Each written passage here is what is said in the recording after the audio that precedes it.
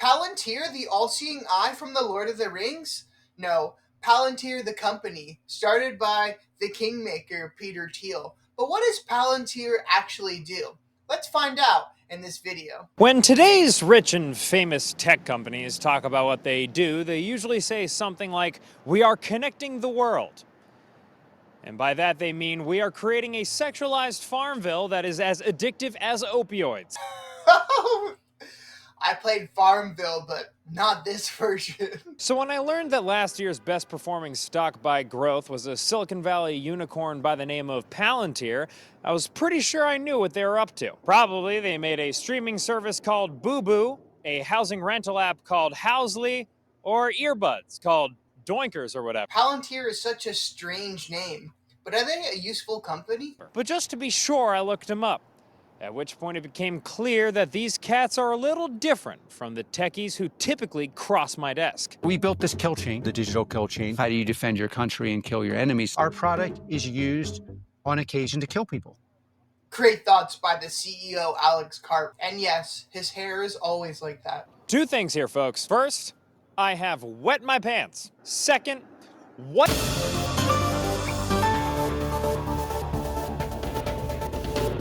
Geez, off to a bad start. Hopefully Palantir is used for more than just taking people out. As always, I began my investigation on Bing.com, which I used to type in Google.com, which I used to search for Palantir.com. A quick spin through their site will tell you that Palantir is all about AI-powered automation for every decision and delivering mission-critical outcomes for the West's most powerful institutions. Sentences that boldly ask the question, what if Genghis Khan and Ronald Reagan had a baby who wrote mind-numbingly boring marketing copy? Our modern-day equivalents are Elongus Musk and Nick Cannon. Just two rich guys trying to repopulate the Earth. However, I did come across one thing in my research that even I can wrap my noggin around.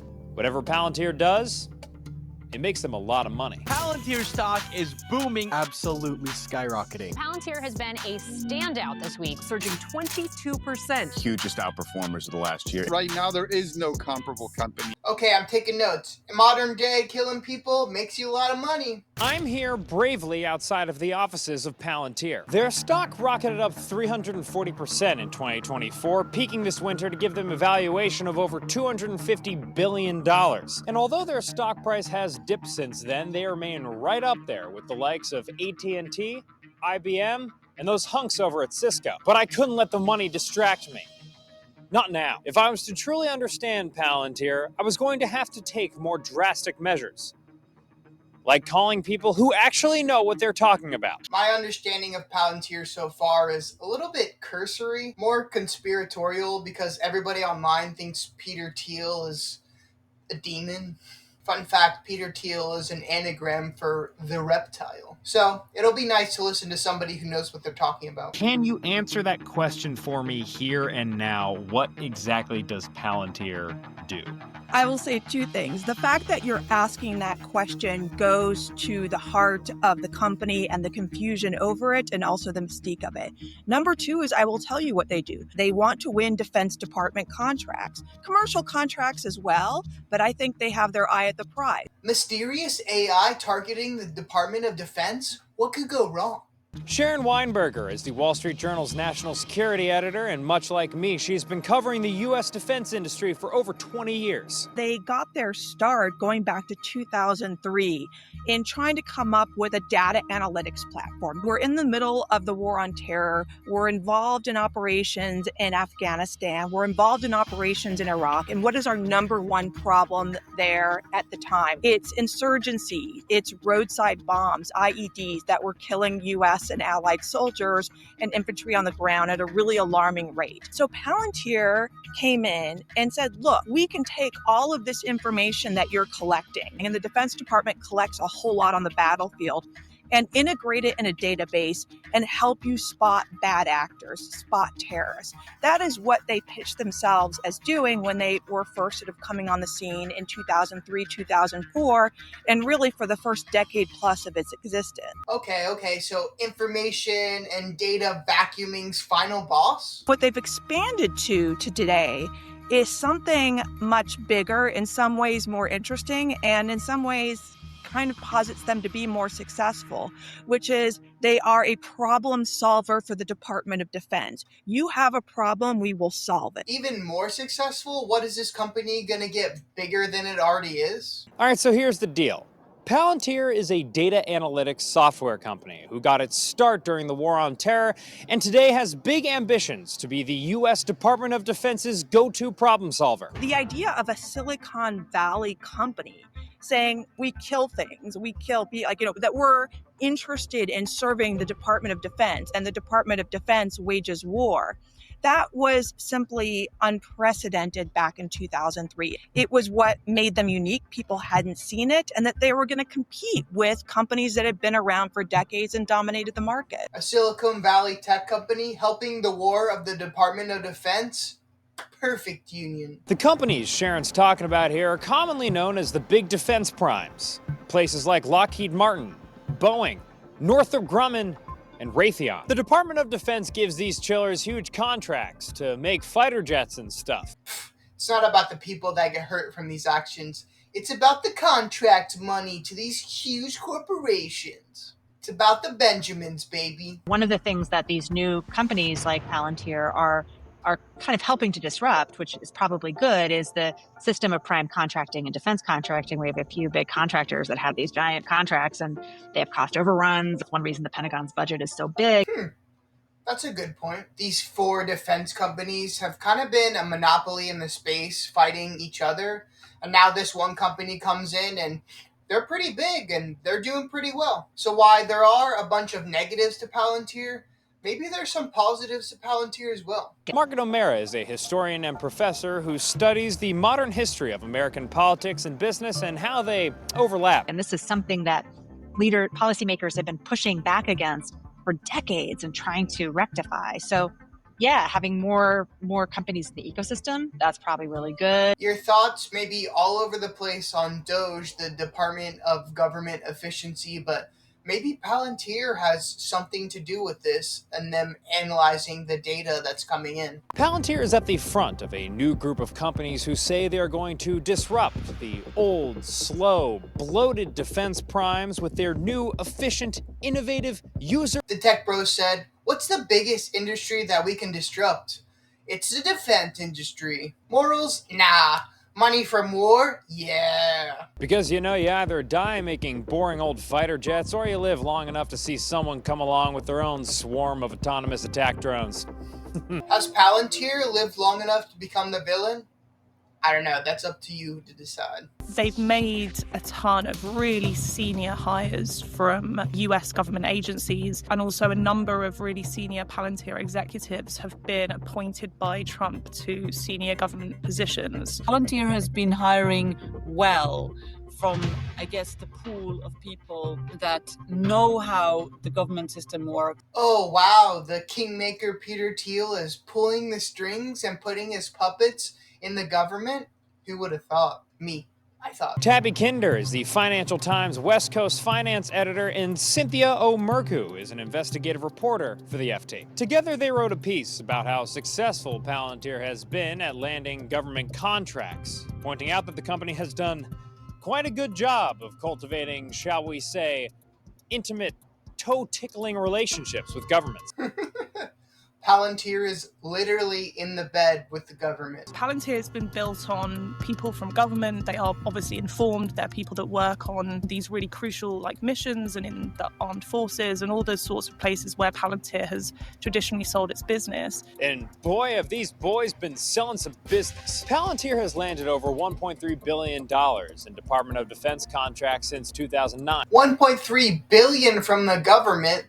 They must be Ukraine getting all that money.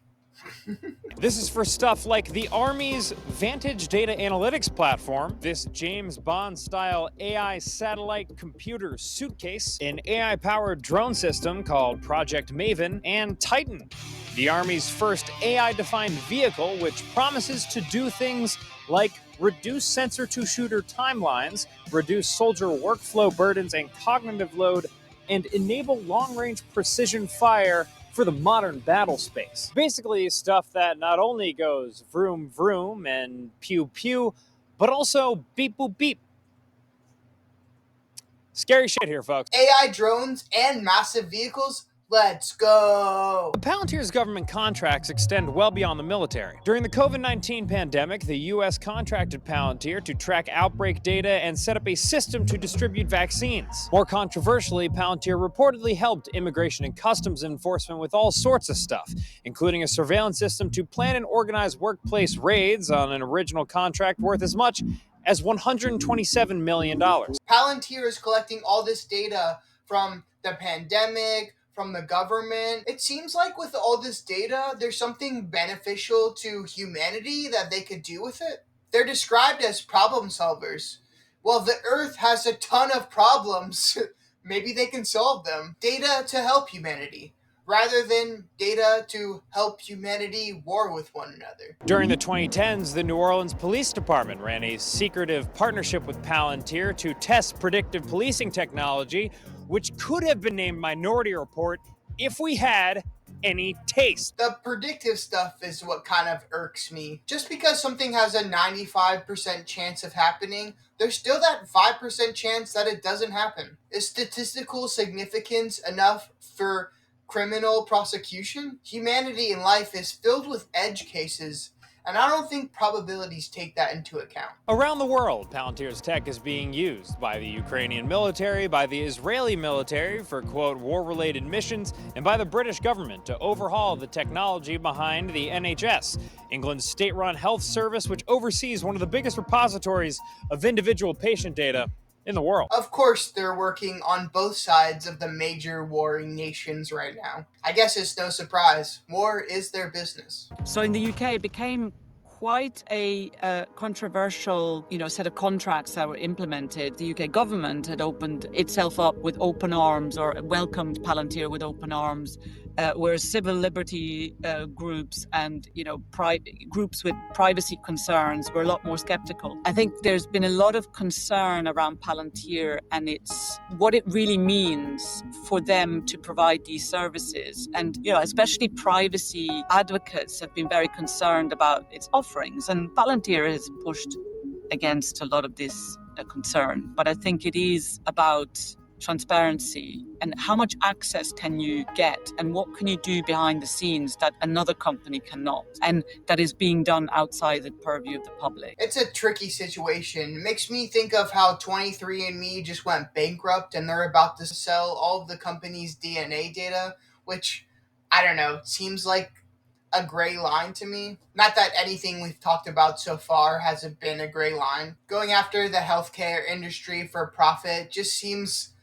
pretty cynical to me. And even with all of this government work lined up, Palantir has still managed to girl boss its way into an impressive book of commercial business. I hope you're looking at all these memes because they're pretty funny. Banks and government regulators use stuff like Palantir's anti-money laundering and customer data tracking products. BP has been a longtime partner, using Palantir's software to support its digital transformation program. Anti-money laundering seems like a benefit to humanity. Makes sense that they're working with BP. The energy sector is another huge one that they could go after. Palantir's chief technology officer tweeted last year that the company's AI clients include United Airlines, Lowe's, General Mills, and do not sleep on Tampa General Hospital. So they're basically working with most of the huge corporations. By Jove, they've even got their paws in big pickleball. Neighbors, if you think pickleball paddles are loud, just wait till you hear motherfucking Titan rolling down your street. It's the Army's first AI-defined vehicle, folks. Long-range, precision fire for the modern battle space. And next, AI pickleball. Overall, Palantir's commercial revenue in the United States jumped by 54% last year. A lot of that momentum driven by Palantir's pivot from data surveillance in their early years to AI products today. Data surveillance to AI products? What does that mean specifically? Now, the honchos who originally created this sprawling Palantir beast are none other than Peter Thiel and this guy, who looks like if Taika Waititi got electrocuted. His name is Alex Karp. Though Thiel tends to stay in the shadows like the sassy little mystery minx he is, Karp is one of those modern tech CEOs who says a bunch of crazy shit to feverish crowds of employees and retail investors that he calls Palantirians. leading them like mother flippin' Caesar Augustus. Peter Thiel controlling the puppet strings from the background, while Alex Karp talks to the crazy retail investors out in front with the crazy hair for everybody to see. A match made in heaven or a match made in hell.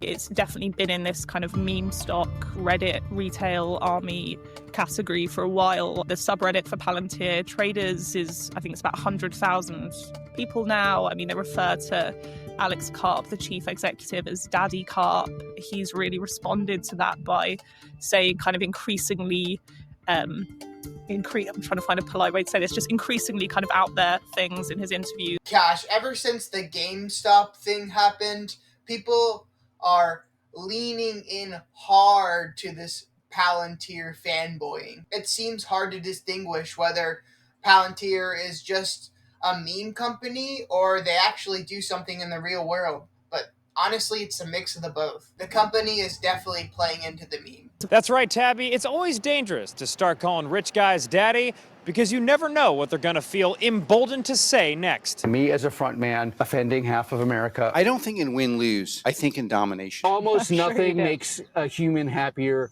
than taking the lines of cocaine away from these short sellers. I love the idea of getting a drone and having light fentanyl-laced urine spraying on analysts who tried to screw us. Cocaine, fentanyl, this dude is unhinged. But this is a pretty specific compilation, so maybe that's not him all the time. I don't know. Benefit of the doubt. And now, despite whatever thoughts you have on good old American Fent P, Karp is a tricky figure to pin down. Yes, he partnered with Peter Thiel, the notorious far-right libertarian who backed Trump's 2016 campaign and bankrolled J.D. Vance's political career to build a data surveillance company for hunting down terrorists, all stuff that might be easy to generalize as conservative. No, he's definitely a libertarian. But then again, he backed Kamala Harris during the latest presidential election, he frequently donates to Democrats, he likes to go trail running, and loves Denver. All stuff that might be easy to generalize as lesbian. Playing both sides, like how defense companies profit by playing both sides of the war. Who would have thunk? Everybody, I think we got a new type of guy on our hands. Karp is someone who comes from a kind of left-wing background. Peter Thiel, who's the founder and really the person behind Palantir, is famous in the Valley for being a very outspoken conservative or a techno-libertarian. They have this really interesting, strange bedfellows in terms of leadership, but I think they have something in common with the old style Valley, of the Valley of the Cold War era, in that there's this understanding that there is a partnership that's necessary between private industry and the defense establishment in order to get the best tech in the hands of the U.S. government. It's waxed and waned, but the business of war has always been Silicon Valley's business to some degree. Silicon Valley, leading us straight into techno-feudalism. The relationship that Alex Karp and Palantir are pushing for between the tech industry and the Department of Defense isn't so much a new status quo as it is a fresh version of an old one. Karp is very open about being a fan of the old school tech industry, one where Lockheed Missiles in Space was the largest employer in Silicon Valley through the 1980s, one where the Department of Defense built the original internet, one where Oppenheimer's Manhattan Project brought together the finest scientific and engineering minds in the U.S. to collaborate with the government. Technology and war goes together like wheels on a car. Once we have the next technological breakthrough, I think we need a new phrase.